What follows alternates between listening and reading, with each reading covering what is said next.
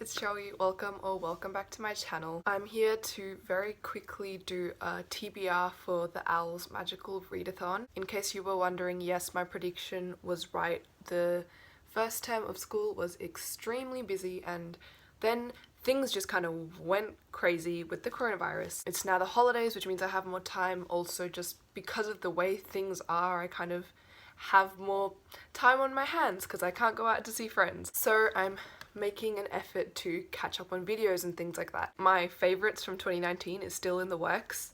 I will get it uploaded soon, even though it's so late at this point. But anyway, like I said, I'm just going to go through some books that I'm planning on reading in the month of April. I think it's already the 1st, so technically the readathon has started. If you didn't know, the magical readathon is this kind of like Harry Potter themed readathon that has several different stages throughout the year, and it like repeats every year. So the first one is the O.W.L.s. It's a pretty popular readathon on BookTube and quite like complicated. I'll just leave like the announcement video in the description for more information. It's exactly the type of thing that I like very detailed, and it's got all like these different aspects. It's very cool. I just realized the book I used to write down the prompts is in my little tripod setup. Give me a sec. Basically, you can choose a career path and that will kind of dictate what subjects and prompts you do. There were 3 that I was tossing up between, which was Hogwarts Professor, Ministry of Magic, under the International Magical Cooperation Division, and a Trader of Tomes. I decided to go for the Ministry Worker. It's kind of just what I want to do in real life, like international relations, which is pretty cool. So I have to do 6 subjects. The first is Charms, which is a book with a white cover. For this I'm going with No One Is Too Small to Make a Difference by Greta Thunberg. This is like her speech, I think, with a couple like extra stuff in it. It's very short, which is very handy, and something I think that will get me more motivated right now. I feel like with the coronavirus and like everything being shut down, I'm finding it hard to keep up with like activism or like make plans for what things I can still do, and I think I need a bit of motivation right now. So hopefully this will do that job. I'm planning to start reading it tonight. Next is Defense Against the Dark Arts, which is to choose a book that is set at the sea or the coast. I think I should put my disclaimer here actually. Even though I have a lot more extra time on my hands right now, I'm not exactly that free and I have a lot of things I still need to do these holidays, especially once school starts. I've tried to make things easier for myself by incorporating my literature books into this TBR, and there are a couple stretches, but just gonna accept it because like otherwise I'm not gonna get through all of the subjects. So for this book I chose Othello by Shakespeare. It's set in Cyprus, which is an island, so I'm assuming that the coast is nearby.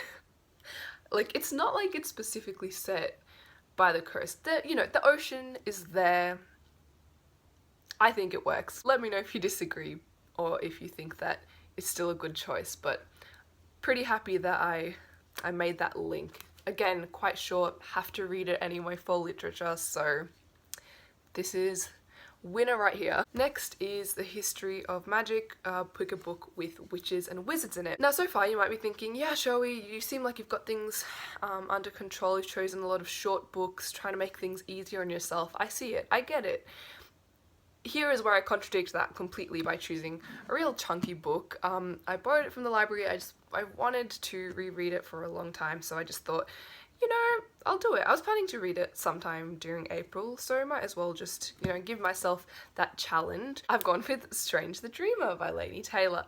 This is also possibly a stretch. I don't know if it exactly counts as having witches and wizards, but I know there's magic in it, and I'm pretty sure Laszlo Strange, he's got kind of magical abilities, and a wizard is just someone who practices magic, right? Even if that's not like the correct terminology. I've really forgotten how any of the details of magic work in this book, but I'm going to say that he counts as a wizard. And again, like I want to know how right or wrong I am, so if you have thoughts on this, then let me know. Even if you think that it shouldn't count, let me know. I'm still gonna read it for this prompt, but I want to know how wrong I am. I'm hoping that I'm not, because this is a very big book and it would be nice for it to actually count towards the challenge. So that is that.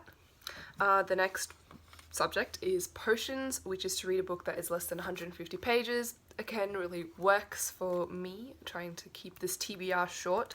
I've gone for Animal Farm by George Orwell. I think this will be really fun to read because we are studying the Russian Revolution in my history class. We've just had the rise of the Bolsheviks and now we're going to learn about how they did once they were in government. Again, should be pretty quick to get through, so excited for this one. Next subject is Transfiguration, which is to read a book with shape-shifting in it. The book I've chosen for this is once again really a stretch, but I'm proud of myself for like making it work. Again, like you may disagree. This may not really work or count within the rules, but I'm gonna say it does. I've chosen Metamorphosis by Franz Kafka. This is the script adaptation by Steven Berkoff, because for my theatre class we are doing Metamorphosis.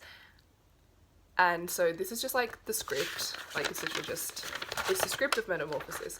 And it is published in a book which has 3 scripts in it. The rules are that it has to be, if it counts as a book on Goodreads, then it counts in the readathon. So technically if I wanted to complete the book, I'd have to read the other 2 scripts. But the thing is, I'm going to be rereading this script like at least 2 times, probably more like 3 times during this holidays. And I feel like to make up for the fact that I'm not reading the other 2 scripts, I am reading this one 3 times. So like, I'm just going to make it count. If you didn't know, I haven't said the plot for any of these books. I'm really sorry. This is just going to be a very quick TBR video, so I hope that's okay. But the plot for this is pretty simple to explain. The main character wakes up as a bug one day.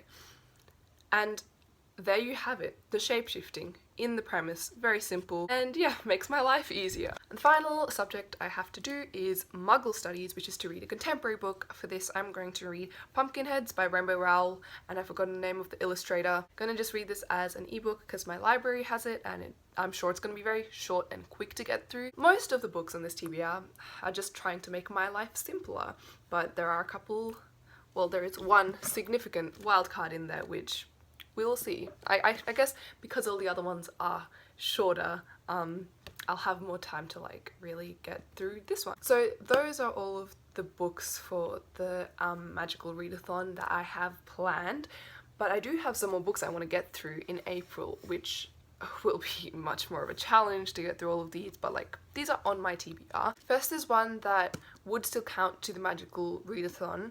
Basically, like one of the extra add-ons you can do is to learn like merpeople linguistics, I think it was. And for that you have to complete the Herbology Owl, which is to read a book starting with the letter I.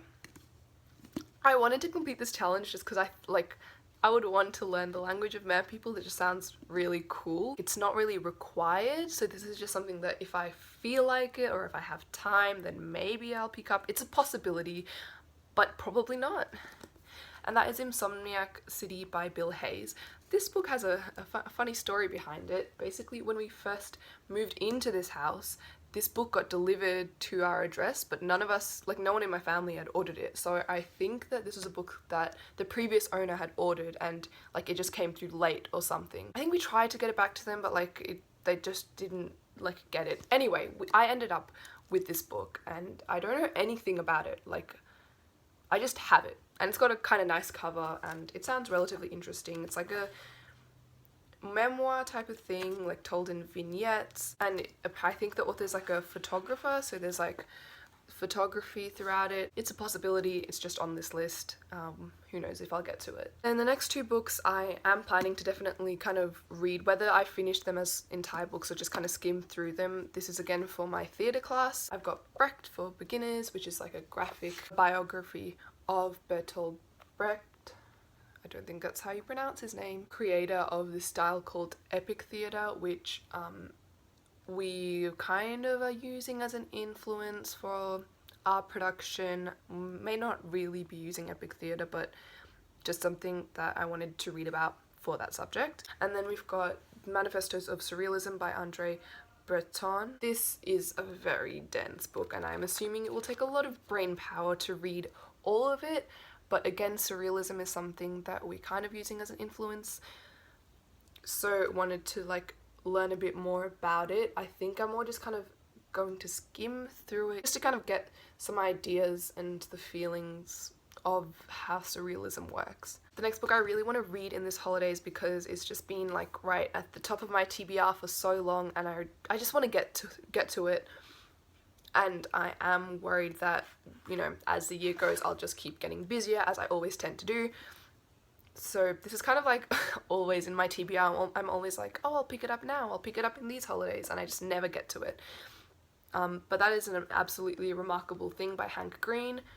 I love Hank Green and just like the Vlogbrothers channel as a whole, and I love like what he writes for that, so I've just been obviously insanely excited about this book ever since it came out, which was a while ago, and the second book is out now as well, or is about to come out. I just really want to read it, and hopefully I can get to it in this holidays. And the final book, which like, it's not really on my TBR, I really strongly doubt that I'll get to it in April, but I do have Muse of Nightmares. Actually, the reason that I wanted to read Strange the Dreamer in the first place is because I bought myself a copy of Muse of Nightmares. I haven't bought the first one. I wanted to like reread that and get to this and then kind of decide whether I want to buy myself a copy of Strange the Dreamer. This is in the TBR, but probably for like a much later date. I will also be reading Northanger Abbey for literature as well. So I have a lot of things to read or that I want to read in April, and I know that I'm not going to get through all of them. I'm just going to pick out the things that I can feasibly get through.